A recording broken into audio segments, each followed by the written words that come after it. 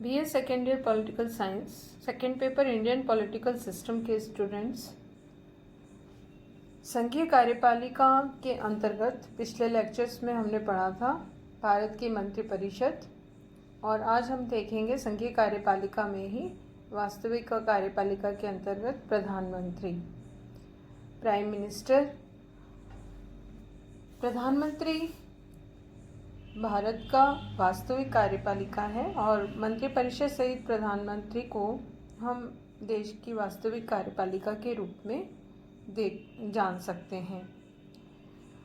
भारतीय संविधान में प्रधानमंत्री पद का उल्लेख अनुच्छेद 74, 75 एवं 78 में किया गया है। अनुच्छेद 74 के अंतर्गत ये स्पष्ट है कि राष्ट्रपति को उसके कार्यों के संपादन में सहायता और परामर्श देने के लिए एक मंत्रिपरिषद होगी और जिसका प्रधान प्रधानमंत्री होगा।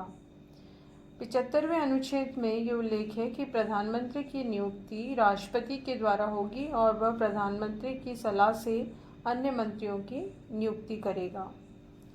अनुच्छेद 78 में राष्ट्रपति के साथ व्यवहार के विषय में प्रधानमंत्री के कर्तव्यों का उल्लेख किया गया है। तो इस प्रकार संविधान में भी प्रधानमंत्री की स्थिति को स्पष्ट किया गया है। हालांकि संक्षिप्त रूप से इसका वर्णन में है, लेकिन फिर भी ये इसकी पद की और कार्यों की और शक्तियों की स्थिति के बारे में उल्लेख संविधान में देखने को मिलता है। प्रधानमंत्री का जो चयन है, नियुक्ति है, वो लोकसभा में बहुमत दल के नेता के रूप में होती है। जैसा कि हम देखते हैं कि लोकसभा के आम चुनाव होते हैं जिसमें जनता अपने प्रत्यक्ष मतदान, गुप्त मतदान प्रणाली के द्वारा वोट देती है, पूरे भारत की जनता। और उसमें जिस दल को लोकसभा में, संसद का जो निम्न सदन है, उसमें जिस दल को स्पष्ट बहुमत प्राप्त होता है, उस दल का नेता प्रधानमंत्री बनता है, जिसकी नियुक्ति औपचारिक रूप से राष्ट्रपति के द्वारा की जाती है और प्रधानमंत्री की सलाह से ही उसके दल में से मंत्रिपरिषद का गठन किया जाता है। विभिन्न विषयों के मंत्रियों को बनाया जाता है, निर्मित किया जाता है।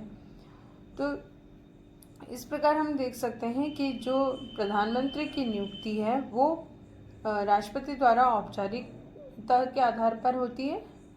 वास्तव में तो जो बहुमत प्राप्त दल का नेता है, वो जिसे लोकसभा में बहुमत मिला है, वो नेता प्रधानमंत्री पद पर बैठता है।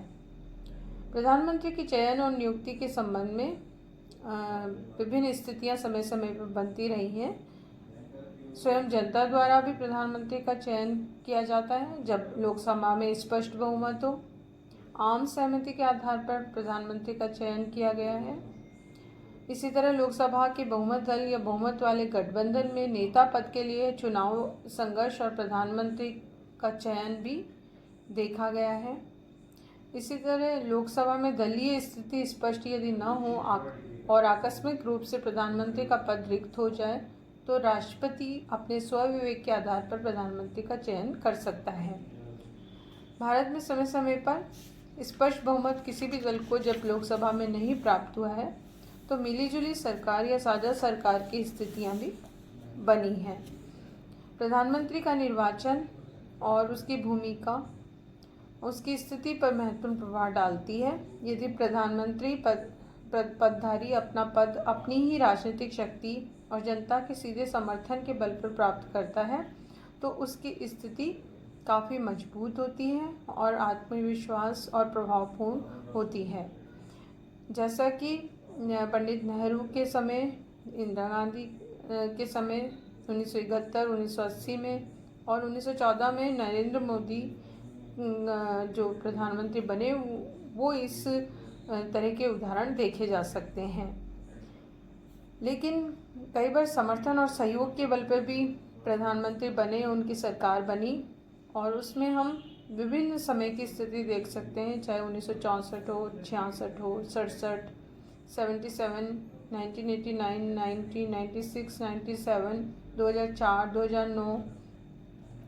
तो ये स्वाभाविक रूप से ये स्थिति निर्बल इसलिए हो जाती है क्योंकि इस समय तक अगर हम देखते हैं तो क्योंकि स्पष्ट बहुमत नहीं था और इसलिए 96, 98, 2004 और 2009 की जो विभिन्न राजनीतिक दलों के समर्थन से बनी सरकार और उसके आधार पर बने प्रधानमंत्री थे वो काफ़ी मजबूत नहीं रहे, निर्बल स्थिति उनकी रही और अस्थायित्वपूर्ण स्थिति बनी रही। और इसका कारण यही था कि स्पष्ट बहुमत प्राप्त न होना। तो प्रधानमंत्री पद की मजबूत स्थिति उसके जनता द्वारा प्राप्त बहुमत पर आधारित होती है। यदि स्पष्ट और पूर्ण बहुमत यदि भारत की पूर्ण जनता किसी एक दल को देती है तो उसका नेता प्रधानमंत्री बनता है, जो कि बहुत ही सशक्त भूमिका, प्रभावपूर्ण भूमिका निभाता है। लेकिन यही यदि स्पष्ट बहुमत नहीं प्राप्त हो तो मिलीजुली सरकार की स्थिति आ जाती है और सहयोगी दलों के आधार पर बनी सरकार मजबूत नहीं होती और उसका प्रधानमंत्री भी कमज़ोर रहता है। प्रधानमंत्री की यदि हम शक्तियां देखें, पावर्स ऑफ प्राइम मिनिस्टर, तो भारत का प्रधानमंत्री विभिन्न प्रकार के कार्य करता है। वास्तविक रूप में यदि देखा जाए तो कार्यपालिका और या भारत के शासन का प्रमुख संचालक प्रधानमंत्री ही है। और प्रधानमंत्री की स्थिति, उसकी शक्तियाँ, उसकी भूमिका को हम इन आधारों पर देख सकते हैं। जैसे पहला हम देखेंगे कि मंत्रिपरिषद से संबंधित प्रधानमंत्री की स्थिति, क्योंकि प्रधानमंत्री दल का नेता होता है तो इसलिए इसकी सलाह से ही राष्ट्रपति विभिन्न मंत्रियों की नियुक्ति करता है और इसके आधार पर मंत्रिपरिषद का निर्माण होता है। अनुच्छेद 75 में ये स्पष्ट है कि अन्य मंत्रियों की नियुक्ति प्रधानमंत्री के परामर्श पर राष्ट्रपति के द्वारा की जाएगी। हालांकि राष्ट्रपति ये नियुक्ति औपचारिक रूप से करता है, वास्तव में तो प्रधानमंत्री ही निर्धारित करता है कि किस मंत्री को कौन सा विभाग दिया जाएगा। प्रधानमंत्री अपनी मंत्रिपरिषद का निर्माण करते समय प्रशासनिक, राजनीतिक, क्षेत्रीय, धार्मिक और अन्य बातों को ध्यान में रखता है और उसके आधार पर उनकी नियुक्ति करता है। इसके लिए प्रधानमंत्री ऐसे व्यक्तियों को भी मंत्रिपरिषद में रख सकता है जिन्हें दल में कोई महत्वपूर्ण स्थान प्राप्त नहीं हो, लेकिन वो किसी क्षेत्र के विशेषज्ञ हों। और एक बार मंत्रिपरिषद का निर्माण हो जाने के बाद इनके मंत्रियों के विभागों में परिवर्तन का भी अधिकार प्रधानमंत्री को है। प्रधानमंत्री मंत्रिपरिषद का निर्माण, उनका संचालन सब करने का अधिकार रखता है और एक तरह से केंद्रीय स्थिति प्रधानमंत्री को प्राप्त होती है। वो मंत्रिपरिषद की बैठक ले सकता है, सभापतित्व करता है। प्रधानमंत्री अपने सहयोगियों के पारस्परिक संबंध को स्पष्ट करता है, मंत्रिपरिषद के सभी मंत्रियों में समन्वय स्थापित करता है और जो प्रभावपूर्ण और प्रभावशाली व्यक्तित्व के धनी प्रधानमंत्री हैं उनकी स्थिति काफ़ी सशक्त देखी जा सकती है। इसके साथ ही दूसरा हम देखेंगे कि संसद में या भारत की जो व्यवस्थापिका है संसद, उसमें खास तौर पे लोकसभा के संबंध में प्रधानमंत्री की शक्तियां क्या हैं, उसमें इसकी क्या भूमिका रहती है। इस पद की प्रमुख भूमिका इसलिए भी है क्योंकि भारत में संसदीय व्यवस्था है और प्रधानमंत्री को दोहरा व्यक्तित्व प्राप्त होता है। एक तरफ वो मंत्रिपरिषद का प्रधान और नेता होता है और दूसरी तरफ जो संसद का निम्न सदन है लोकसभा, उसमें भी बहुमत दल का नेता होता है। मंत्रिपरिषद का कोई भी अन्य सदस्य प्रधानमंत्री की भांति संसद में समस्त मंत्रिमंडल का प्रतिनिधित्व नहीं कर सकते। शासन की नीति के संबंध में अंतिम जो अधिकृत भाषण है वो प्रधानमंत्री का ही माना जाता है। व्यवस्थापन की समस्त कार्यवाही के संचालन में प्रधानमंत्री ही नेतृत्व करता है, चाहे वार्षिक बजट हो या सरकारी विधेयकों से संबंधित कार्य हो, शासन की नीति हो, निर्णय हो, कानूनों का निर्माण हो, विधेयकों से संबंधित जो विभिन्न संसदीय कार्य हैं उसमें प्रमुख नेतृत्वकर्ता प्रधानमंत्री होता है। संसद का अधिवेशन बुलाना हो या स्थगित करना हो, ये राष्ट्रपति प्रधानमंत्री के परामर्श के आधार पर करता है। प्रधानमंत्री की अत्यधिक महत्वपूर्ण शक्ति है, लोकसभा को विघटित कर सकता है। औपचारिक रूप से ये राष्ट्रपति करता है, लेकिन व्यवहार में ये सलाह प्रधानमंत्री से ही लेता है। इस तरह से इसका जो प्रमुख इस पद की भूमिका है वो हम संसद के संदर्भ में, लोकसभा के संदर्भ में देख सकते हैं। तीसरी प्रमुख जो शक्ति है वो है राष्ट्रपति से संबंधित। संविधान ने प्रधानमंत्री को मंत्रिमंडल और राष्ट्रपति के बीच संबंध स्थापित करने वाला पदाधिकारी बनाया है और अनुच्छेद 78 में प्रधानमंत्री के 3 कर्तव्य हैं कि एक तो संघ के प्रशासन और कानून के निर्माण में जो भी विधेयक होंगे उसमें मंत्रिपरिषद के निर्णयों की राष्ट्रपति को सूचना देना, संघ के प्रशासन से संबंध रखने वाले मामलों और कानून निर्माण से संबंधित प्रस्तावों के बारे में राष्ट्रपति ऐसे सूचना देना जिसे वो मांगे, और राष्ट्रपति ऐसा चाहे तो मंत्रिपरिषद के विचार के लिए कोई ऐसा मामला रखना जिस पर कोई मंत्री अपने निर्णय ले चुका हो परंतु जिस पर मंत्रिपरिषद ने अब तक कोई निर्णय नहीं लिया हो। इस तरह सार्वजनिक महत्व के मामलों में राष्ट्र के प्रधान से केवल प्रधानमंत्री के माध्यम से ही संपर्क किया जा सकता है और विभिन्न प्रकार की सलाह मशविरा राष्ट्रपति प्रधानमंत्री से ले सकता है। व्यवहार के अंतर्गत प्रधानमंत्री और राष्ट्रपति के बीच एक कड़ी संबंध रहता है और प्रधानमंत्री राष्ट्रपति को एक संवैधानिक प्रधान की भूमिका तक सीमित रखता है। व्यवहार में जो सारी वास्तविक शक्तियों का प्रयोग है वो प्रधानमंत्री के द्वारा ही किया जाता है। इसके बाद हम देखेंगे कि राज्य सरकार और विशेषकर जो मुख्यमंत्री है उसके संबंध में प्रधानमंत्री की भूमिका। भारत में विभिन्न राज्य सरकारें हैं जिसमें वास्तविक कार्यपालिका राज्यों में मुख्यमंत्री होते हैं और प्रधानमंत्री भी इससे संबंधित भी अपनी वास्तविक और महत्वपूर्ण भूमिका अदा करता है। जो प्रभावशाली और बहुमत प्राप्त प्रधानमंत्री हुए हैं उन्होंने राज्य सरकार, वहाँ के मुख्यमंत्री, उनको जो भी निर्देश दिए उसकी अवहेलना वहाँ के मुख्यमंत्री के द्वारा नहीं की गई है। और इसके साथ ही विभिन्न राज्यों के मुख्यमंत्रियों ने अपने स्थिति को सुदृढ़ करने के लिए शक्ति संतुलन के लिए प्रधानमंत्री के विपरीत भी अपने कुछ कहीं कहीं कार्य किए हैं। तो दोनों तरह की स्थितियां हम इस संबंध में देख सकते हैं। प्रधानमंत्री राज्य सरकारों पर जो नियंत्रण करते हैं उसका सबसे प्रमुख कार्य यही है कि या कारण रहता है कि प्रधानमंत्री प्रभावशाली व्यक्तित्व का है या नहीं है। तो प्रधानमंत्री का राज्य सरकारों पर नियंत्रण कई रूप में हो सकता है। एक तो केंद्र के अभिकर्ता के रूप में जब राज्यपाल की वो नियुक्ति कर रहा है, इसकी रिपोर्ट राष्ट्रपति को भेजता है। भारतीय संविधान के अनुच्छेद 356 के आधार पर किसी राज्य में यदि राष्ट्रपति शासन लागू करना हो तो व्यवहार में भी ये प्रधानमंत्री और मंत्रिपरिषद ही तय करती है। राज्य सरकार के विरुद्ध भ्रष्टाचार के यदि आरोप हैं तो उसकी जांच के अधिकार भी व्यवहारिक रूप से प्रधानमंत्री और मंत्रिपरिषद के दायरे में आता है। भारत की संघात्मक व्यवस्था में राज्य सरकार की केंद्र पर वित्तीय निर्भरता के कारण भी प्रधानमंत्री पद अत्यंत महत्वपूर्ण हो जाता है। तो इस प्रकार विभिन्न विषयों से संबंधित क्षेत्रों में प्रधानमंत्री राज्य सरकारों पर भी अपना प्रभाव रखता है, खासकर मुख्यमंत्री के संबंध में। फिर वैदेशिक संबंधों के संचालन में भी प्रधानमंत्री की महत्वपूर्ण भूमिका है क्योंकि देश का वो नेता है, नेतृत्व करता है। तो देश के साथ साथ अंतर्राष्ट्रीय स्तर पर भी भारतीय प्रधानमंत्री का महत्वपूर्ण स्थान है। चाहे किसी देश के साथ संधि हो, समझौता हो, विदेश यात्रा हो, विभिन्न विदेश नीति का संचालन करना हो, इस संबंध में प्रधानमंत्री अपने विवेक के आधार पर मंत्रिपरिषद की सलाह के आधार पर कार्य करता है और न केवल देश बल्कि विदेशों में भी अपना प्रभाव स्थापित करता है।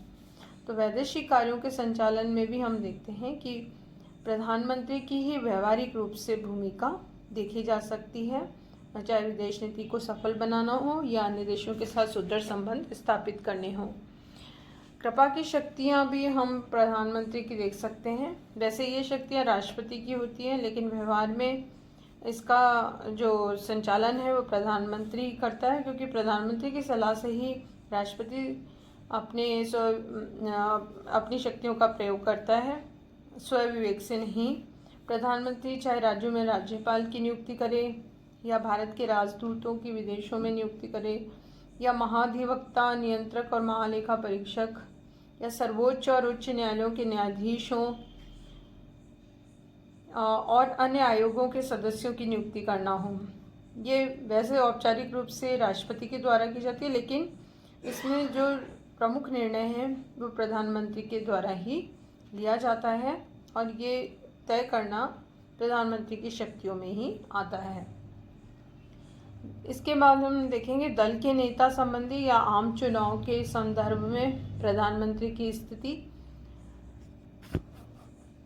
भारत में प्रधानमंत्री अपने राजनीतिक दल का भी नेता होता है और जब भी आम चुनाव यानी लोकसभा चुनाव होते हैं जिसमें जनता वोट करती है और बहुमत के आधार पर ही प्रधानमंत्री का निर्वाचन होता है, उस स्थिति में जो आम चुनाव में प्रधानमंत्री की भूमिका है वो बहुत ही महत्वपूर्ण हो जाती है। प्रधानमंत्री की स्थिति इसी पर निर्भर करती है, मजबूत स्थिति, कि आम चुनाव में उसका कितना प्रभाव है और कितना उसको वोट मिलने की स्थिति प्राप्त है। चुनाव उसके नाम से लड़े जाते हैं और उसके द्वारा दिए गए भाषणों और दिए गए नारों के आधार पर जनता पर प्रभाव पड़ता है और उसी के आधार पर जनता वोट करती है और उसी आधार पर लोकसभा में उसके दल को बहुमत मिलता है और उसके दल के अन्य लोगों को भी बहुमत प्राप्त होता है, क्योंकि वो दल का नेता है और नेतृत्व जितना अधिक प्रभावशाली होगा उतना ही अधिक बहुमत उसके दल को मिलने की संभावनाएं बढ़ती है और उसकी सरकार बनने की संभावनाएं बनती है। तो निर्वाचन में उस दल को पर्याप्त सफलता प्राप्त हो जाती है, स्वाभाविक रूप से प्रधानमंत्री की प्रतिष्ठा में भी वृद्धि हो जाती है और वह देश का शासक बनने की स्थिति प्राप्त कर लेता है। भारत में हुए अब तक विभिन्न चुनावों में हम इस तरह की स्थिति देख सकते हैं, चाहे वो प्रारंभ में पंडित नेहरू का टाइम हो या इंदिरा गांधी का समय हो या नरेंद्र मोदी की 16वां और 17वां लोकसभा का चुनाव हो। जिस तरह के प्रभावपूर्ण व्यक्तित्व के कारण चुनावी प्रचार के आधार पर जो जनता पे प्रभाव स्थापित हुआ, उसके का ही कारण था कि आम चुनाव में बहुमत प्राप्त हुआ और दल का नेता जो प्रभावशाली है तो आम चुनाव में भी बहुमत प्राप्त हुआ और उसके आधार पर सरकार गठित हुई। एक और जो प्रमुख शक्ति है वो देश का भी नेता है और शासक है, क्योंकि प्रधानमंत्री मंत्रिपरिषद सहित वास्तविक कार्यपालिका कहलाता है। राष्ट्रपति केवल औपचारिक है और प्रधानमंत्री और मंत्रिपरिषद वास्तविक कार्यपालिका है। इसलिए देश का नेतृत्व करता देश का नेता भी प्रधानमंत्री होता है। उसको सर्वोच्च शासक भी कहा जा सकता है। व्यवहारिक रूप से व्यवहार में देश का समस्त शासन उसी के अनुसार संचालित होता है। व्यवस्थापिका से अपनी इच्छा अनुसार वो कानून बनवा सकता है, संशोधन करा सकता है। सर्वोच्च न्यायालय को भी कुछ हद तक वो प्रभावित कर सकता है। मंत्रिपरिषद में उसकी स्थिति सर्वोपरि होती है। कभी कभी परिस्थितियों में भले ही वो थोड़ा कमज़ोर पड़े, लेकिन अंतिम निर्णय प्रधानमंत्री का ही मान्य होता है। और देश की जनता हो, संसद हो, राज्य सरकार हो या प्रधानमंत्री का अपना राजनीतिक दल हो, हर कोई नेतृत्व के लिए प्रधानमंत्री की ओर देखता है। और व्यवहार के अंतर्गत प्रधानमंत्री अन्य पद वाले व्यक्तियों की अपेक्षा काफ़ी शक्तिशाली होता है और निरंतर इसकी शक्तियों में वृद्धि भी हुई है। इसके साथ ही प्रधानमंत्री की वास्तविक कार्यपालिका संबंधी शक्तियों का यदि हम देखें तो ये शक्तियाँ अपार और असीमित हैं। अपने प्रभाव और व्यक्तित्व के कारण प्रधानमंत्री वास्तविक कार्यपालिका के रूप में प्रमुख हो जाता है। एक तो प्रधानमंत्री के दल को लोकसभा में, राज्यसभा में भी कभी कभी इवन जो स्पष्ट बहुमत प्राप्त होता है और जो बाहरी समर्थन है ये सब जो भी जनता द्वारा प्राप्त मत हैं उसके कारण इसकी जो वास्तविक कार्यपालिका की भूमिका है वो सशक्त हो जाती है। प्रधानमंत्री की जो भूमिका है उसके व्यक्तित्व पर भी निर्भर करती है और प्रधानमंत्री की भूमिका राजनीतिक दल के रूप में भी मजबूत होती है। इस तरह से अगर हम देखें तो प्रधानमंत्री की सशक्त भूमिका तत्कालीन परिस्थितियों, राष्ट्रीय स्तर पर हो चाहे वो अंतर्राष्ट्रीय स्तर पर हो, उस पर दोनों पर ही आधारित होती है। घरेलू और वैदेशिक क्षेत्र की व्यवहारिक राजनीति में सफलताएं असफलताएं ही प्रधानमंत्री की स्थिति को सबल या दुर्बल बनाती हैं। यदि ये दोनों परिस्थितियां अनुकूल हैं तो प्रधानमंत्री की स्थिति मजबूत हो जाती है, लेकिन यदि ये परिस्थितियां विपरीत हैं तो प्रधानमंत्री की स्थिति भी दुर्बल हो जाती है। वास्तविक कार्यपालिका के रूप में जो श्रेय है और निंदा है वो दोनों ही प्रधानमंत्री पद को झेलनी पड़ती हैं, चाहे वो घरेलू राजनीति हो चाहे अंतर्राष्ट्रीय स्तर की राजनीति हो। प्रधानमंत्री का जो पद है वो महत्वपूर्ण पद है और वो न केवल शासन में बल्कि मीडिया में भी उसका प्रभुत्व और प्रभाव देखा जा सकता है, चाहे वो संचार के साधन हो या अन्य कोई परिस्थितियां हों। वर्तमान परिस्थितियों में यदि हम देखें तो जो भी प्रमुख शासन का केंद्र है, आकर्षण का जो केंद्र पद है वो प्रधानमंत्री का पद होता है और जनता उसी की तरफ ज़्यादा अवलोकन करती है कि किस तरह के निर्णय उस पद के द्वारा लिए गए हैं। वास्तविक रूप में जो कार्यपालिका की शक्तियां हैं वो दल के नेता प्रधानमंत्री के द्वारा ही की जाती हैं और उसी के द्वारा जो सारे संचालन है शासन का वो किया जाता है। वर्तमान परिस्थितियों के संदर्भ में प्रधानमंत्रियों की शक्ति में और भी अधिक वृद्धि हुई है जब से देश के आंतरिक और अंतर्राष्ट्रीय स्तर की जो परिस्थितियां हैं वो परिवर्तित हुई हैं और उसमें महत्वपूर्ण निर्णयों की आवश्यकता होती जा रही है। वैसे वैसे प्रधानमंत्री की शक्तियों में भी वृद्धि होती जा रही है। ये जो पद है वो प्रारंभिक काल में तो मजबूत था ही, लेकिन जब मिलीजुली और साझा सरकारें बनी तो ये पद थोड़ा कमज़ोर हुआ। लेकिन फिर से 2014 के चुनाव में जब दल को स्पष्ट बहुमत मिलकर प्रधानमंत्री बना तो फिर से प्रधानमंत्री की शक्ति और पद की प्रतिष्ठा में अनवरत वृद्धि हुई है, चाहे वो देश की आंतरिक स्थिति में हो चाहे अंतर्राष्ट्रीय स्तर पर हो। तो इस तरह से हम देख सकते हैं कि प्रधानमंत्री पद आज के संदर्भ में एक महत्वपूर्ण पद है और भारत के शासन व्यवस्था में, और जो कुछ भी शासन का संचालन है वो प्रधानमंत्री के द्वारा ही संचालित होता है।